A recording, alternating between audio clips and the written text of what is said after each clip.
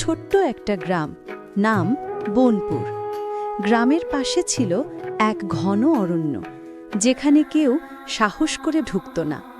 লোকজন বলতো সেখানে নাকি এক জাদুকর বোন বাস করে। রাতে তার ভয়ঙ্কর হাসির আওয়াজ নাকি শোনা যেত। গ্রামের এক গরিব কাঠুরে ছিল, নাম রঘু। তার একমাত্র মেয়ে মায়া সুন্দর, মিষ্টি আর ভীষণ দয়ালু।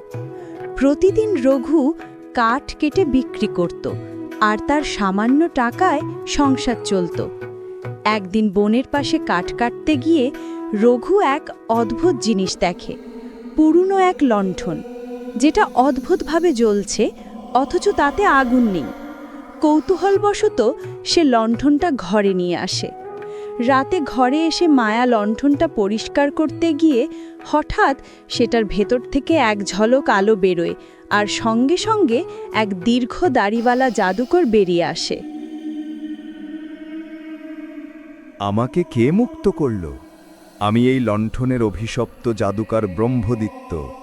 এখন যে আমাকে মুক্ত করেছে, আমি তার একটা ইচ্ছে পূরণ করব। আমরা গরিব, বাবা সারাদিন কষ্ট করে। আপনি আমাদের একটু সুখের জীবন দিন। তোমরা দয়ালু বলে তোমাদের আশীর্বাদ দিলাম, কিন্তু মনে রেখো, যদি লোভ দেখাও, এই আশীর্বাদ অভিশাপে পরিণত হবে।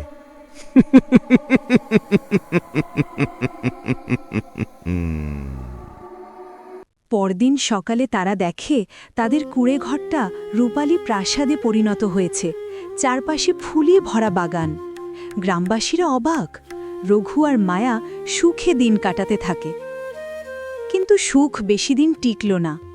গ্রামের লোভী যোদ্ধার ভবেশ এই খবর শোনে, মায়ার বাবাকে ফাঁদে ফেলে জাদুকরের লণ্ঠন চুরি করে নেয়। সে লণ্ঠন ঘষতেই জাদুকর বেরিয়ে আসে। আমার জন্য সোনার পাহাড় বানাও, আরও সোনা চাই, আরও প্রাসাদ চাই।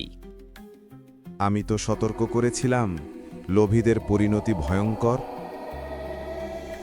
সঙ্গে সঙ্গে আকাশ কালো হয়ে যায়, বজ্রপাত শুরু হয়। ভবেশের প্রাসাদ ভেঙে পড়ে, সে পাথরে পরিণত হয়। রঘু আর মায়া জাদুকরের কাছে প্রার্থনা করে, আমরা শুধু আমাদের সাধারণ জীবনটা ফিরে চাই। তোমরা সত্যিকারের মানুষ। তোমাদের মতো হৃদয়বান মানুষই পৃথিবীর আসল জাদু। এই বলে সে অদৃশ্য হয়ে যায়। লণ্ঠনটি নিভে যায়। রঘু আর মায়া আবার তাদের সাধারণ কুঁড়েঘরে ফিরে যায়, কিন্তু তাদের হৃদয় ভরে থাকে শান্তি আর সুখে।